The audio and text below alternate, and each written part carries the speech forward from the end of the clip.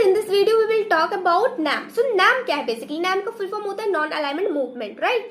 NAM तब अस्तित्व में आता है जब वर्ल्ड दो ग्रुप्स में, दो ब्लॉक्स में बटा हुआ था. First one is USA and second one is USSR. मतलब जितनी भी वर्ल्ड की कंट्रीज थी वो इन्हीं दोनों आइडियाज को, इन्हीं दोनों कंट्रीज को फॉलो कर रही थी. चाहे लिबरल थॉट्स हो, लिबरल आइडियाज हो, कैपिटलिज्म हो यूएसए का, या फिर कम्युनिज्म हो यूएसएसआर का. बट इसी टाइम में कुछ नेशंस जो कॉलोनियल रूल से खुद को इंडिपेंडेंट होकर आ रहे थे, राइट, उन्होंने डिसाइड करा कि हम फिर से किसी के गुलाम नहीं बनना चाहते. ना तो हम यूएसए के ग्रुप में ज्वाइन होना चाहते हैं, ना तो हम यूएसएसआर के ग्रुप में ज्वाइन होना चाहते हैं. सो दोज कंट्रीज, ये तीसरी कंट्रीज, राइट, क्योंकि वर्ल्ड दो ग्रुप में तो बटा हुआ ही था, first world countries and second world countries. Now these countries are called third world countries, जो कि किसी ग्रुप में शामिल होना नहीं चाहते थे, अपनी इंडिविजुअलिटी को मेंटेन रखना चाहते थे. इनका मेन ऑब्जेक्टिव था पीस को बना के रखना, right,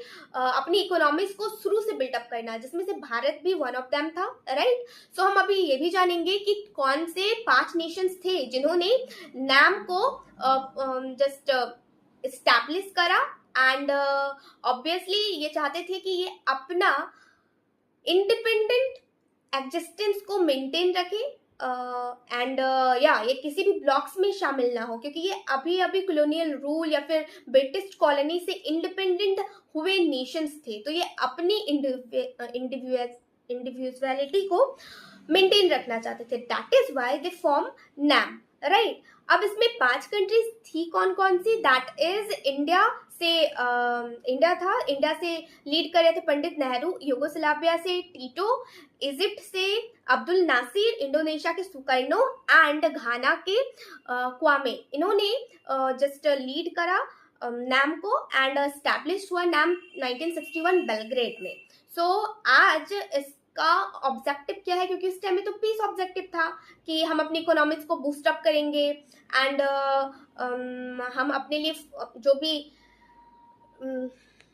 internal and external matters में डिसीजन लेना हो वो हम अपने लिए खुद लेंगे. सो नाउ अब ये कंट्रीज किस चीज पर काम करती है?